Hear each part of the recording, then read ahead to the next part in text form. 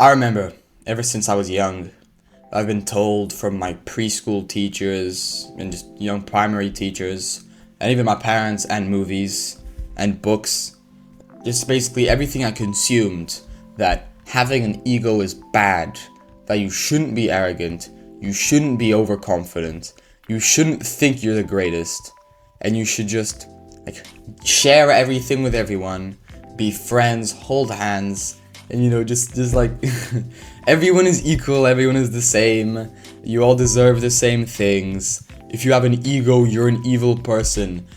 Imagine thinking positively about yourself. No, no, no, no, no. You need to be extremely modest and humble because you could learn something from everyone.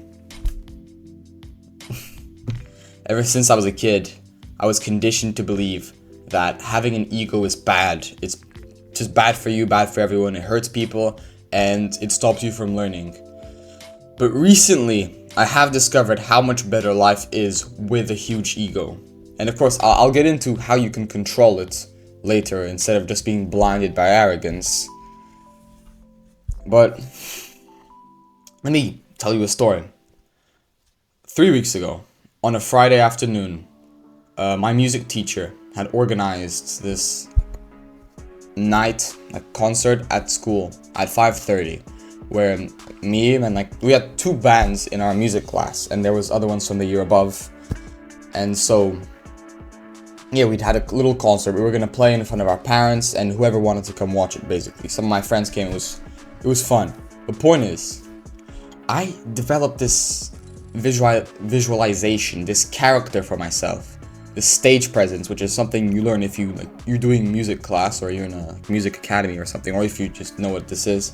Stage presence is basically a character, an aura you build around yourself to make the show more like a performance instead of just watching five random dudes play on the stage. The ego boost was insane. I was there. I unbuttoned my shirt because we had to wear button-up shirts because it was official evening or something, and I rolled up my sleeves, had it unbuttoned, and it was chewing gum. Keep in mind my parents were there. I don't think they were very happy at seeing me displayed like this. And then it was my turn to play, and so, well, my band's turn to play. And they called us up, and straight away, I was smiling.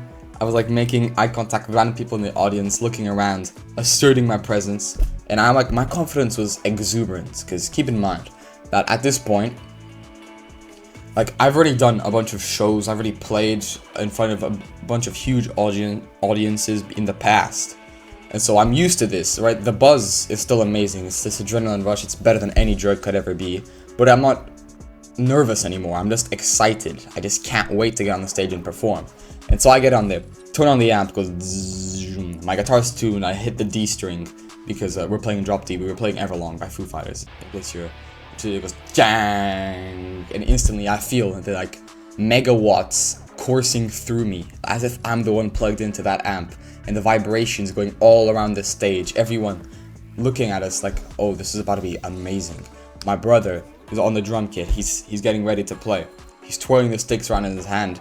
We have my friend who's also playing guitar, and he's also getting ready, of course. We twang the strings together. I look at him, I can see in his eyes, bro. We have the fire, the energy. It was great. The passion, the burning flame that's moving through us and towards the audience.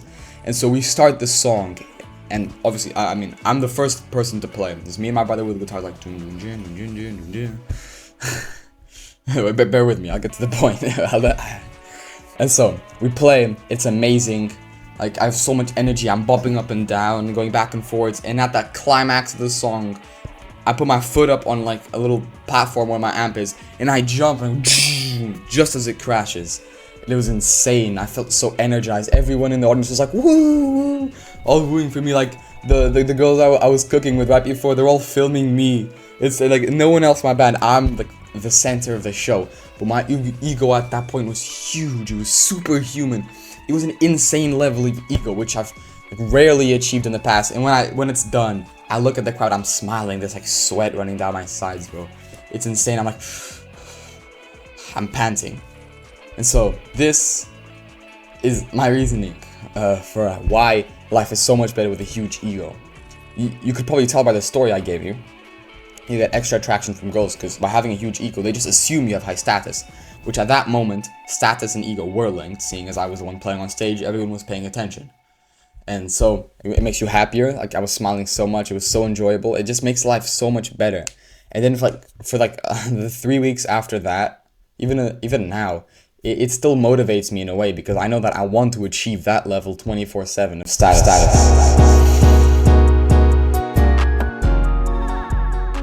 Hey there, I'm Mr. Catchy, and I'm on a mission to help you unlock your full potential and get to where you truly want to be in life. This video is going to be for those who've been told ever since they were a kid that they shouldn't be loud, arrogant, or too confident. Because I completely disagree. You should be confident and loud. You should be exuberantly getting as much attention and attraction from your peers by having a strong charisma and ego. Let's just get straight to the key points. Hopefully you enjoyed my story. I enjoyed telling it. And so yeah, let's get to first point. Ego, id, and superego. These are three concepts which were conceptualized by Sigmund Freud, who was I'm not sure if he was a philosopher. No, I think he was like a psychologist or something. Yeah, he worked with the mind. And he experimented on his kids too. So ego, id, and superego. Let's start with id, seeing he's at the first one. Id, or ID, is he was German, so it's like Identificazione or some. It's basically your core self. When you were born as a baby, you were just id, just your core self, just your wants and desires, like pain and pleasure, basically. That's basically id. You're born, you don't want to be hungry, you want to eat food. So then you cry and you get what you want, and then you get to get your mom's milk, or a little thing that they give to babies, or you want to chew something because the oral fixation. But point is, you just have pain and pleasure back then. You have nothing else apart from your pure instincts and carnal desires. Then you move to a stage at 5 years old where you develop ego, which is basically your perception of yourself and others. You start realizing, oh wait, there's other people around me, and so you start thinking how can I act with them. It's basically your ego is this way that you want to show yourself to other people. The way I like to think about it is it's like a magnifying glass and a mask. You use your ego to hide the parts of you which you don't want others to see, and to magnify the great parts of you, what you want, what you're proud of, that you want others to see and bask in as much as you do. And so superego is I'm gonna be honest, I still don't completely understand it. It's like your moral compass or something. It's I don't get it, but it's irrelevant for this video. You can do more research on it if you want, but I'm not gonna waste your time. The advice I can give you on how to compete with your ego, as the title says, is I'll explain that part later, but number one is you have to define your clear projection of yourself. That's what ego is. It's the way you project yourself to others, a magnifying glass and the mask. So you can use a paper, you can write it down, or you can just visualize it in your mind. How do you want to hold yourself? How do you want to project yourself to your audience? And in this case, you can have the example of me at the concert, where I was projecting myself as being this high status, high confidence, high testosterone, sexy male. And it worked, right? Everyone was loving it. And my audience was just people there. But in your day-to-day life, how you project yourself, the character you build, the aura that emanates from your personality. And then the audience is just the people who see you, the people you talk to, random girls on the street you make eye contact with. So define your clear projection, how you want others to perceive you. And now you have to define, how does that projection live? What is the life of your ego? What do they do on a daily basis to maintain such qualities and such calibers and such aura and emanation that emanates from them?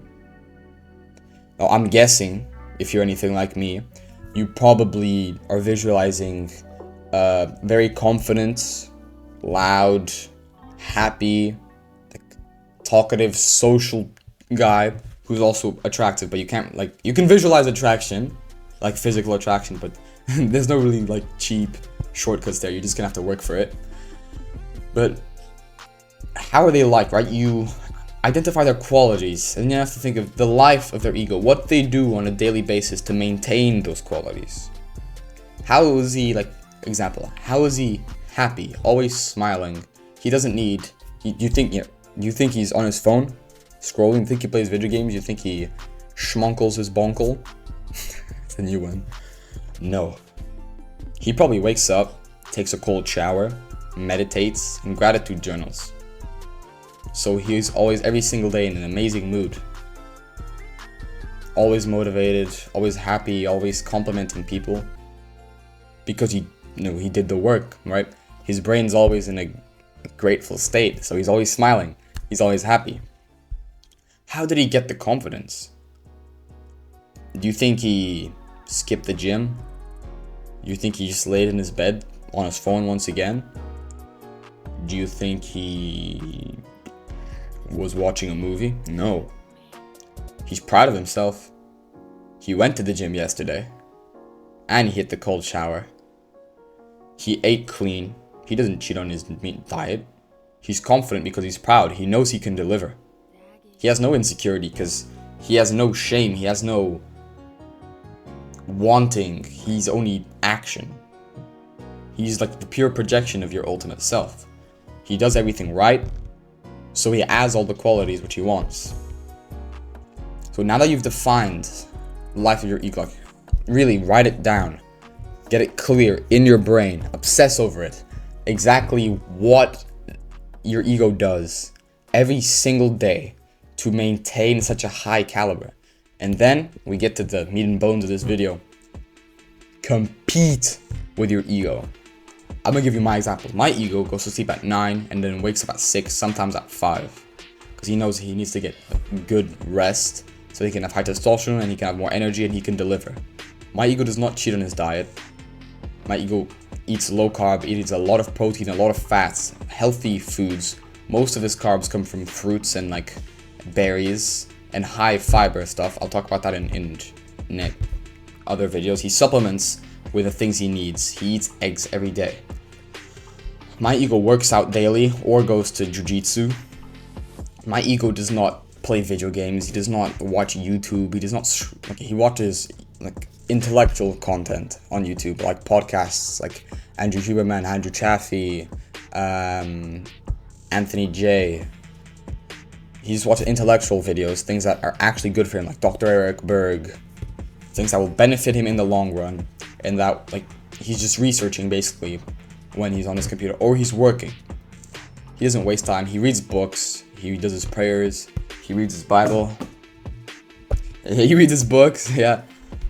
So now, how do you compete with your ego? Because competition means you want to be better. So that means you have to out-compete who you even want to be. So you're finishing up a text message, then your alarm rings. It's time to go to sleep. You close your phone instantly, you go to bed. You don't finish that text message.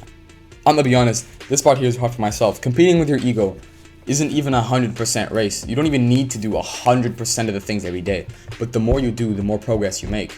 And think about it this way.